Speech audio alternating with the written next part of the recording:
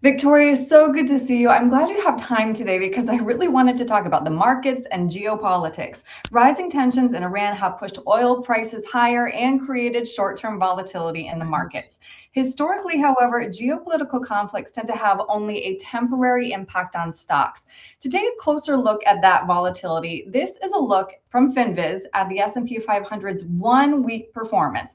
We see a lot of green, Mhm. we see a lot of red on the board. But the question is, why do we tend to see stocks fall first when tensions rise?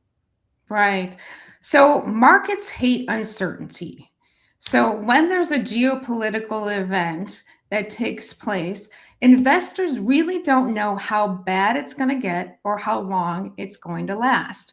So the reflex is to de-risk first and ask questions later. Hmm. And there are a lot of questions right now. We've seen oil prices, like you said, go from $65 to over $100 a barrel.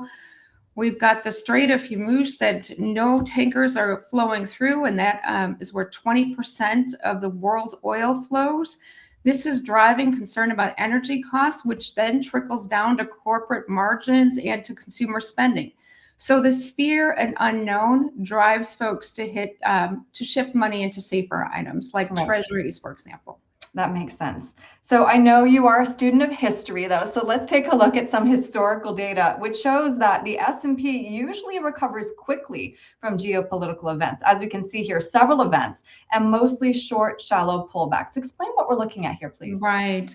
Yeah, there's a clear pattern here. So when there's a geopolitical event like the Gulf War or Russia and Ukraine or even the 9/11 terrorist attack, you'll Mm. see that there's a sharp decline. The S&P drops somewhere between 10 and 15%. But fairly shortly after, within a matter of days and months, it tends to recover. And that's largely because rarely do these types of events impact a corporate earnings power. Our stock markets are really driven by three things: corporate earnings, interest rate hike, and economic growth.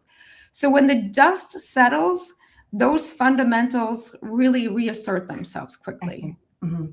So for investors though who are watching these headlines, what's the most important perspective that we should all be keeping in mind before making portfolio decisions? Yes. At the core, don't let headlines drive your portfolio decisions. Right. One of the worst things you can do is make permanent decisions based on short term events here. And this is where it becomes really important to be disciplined. You want to make sure you have a written plan. You know where your secure income strategies are coming from, despite what happens in the market. Know your time horizon. Work with an advisor that can counsel you and help you stay the course, and perhaps even just turn off the news. Yeah, sometimes I need that reminder too. So I'm glad you brought that up, the importance of having a written plan, because we are then less likely to be driven by our emotions. Can you explain Absolutely. how emotional investing tends to lead Ah. to bad financial decisions? Well, at the core, emotional investing is buying high and selling low. It's the absolute opposite what you want to be doing. What we see is that investors will see that the stock market's going up, and then there's that fear of missing out, that euphoria. So they jump in at the high. And then when the market has a pullback, they get scared and panic sets in and pushes them out of the market. Mhm. So we want to make sure we have a clear plan. We know what that volatility is to avoid that at all costs. Hmm.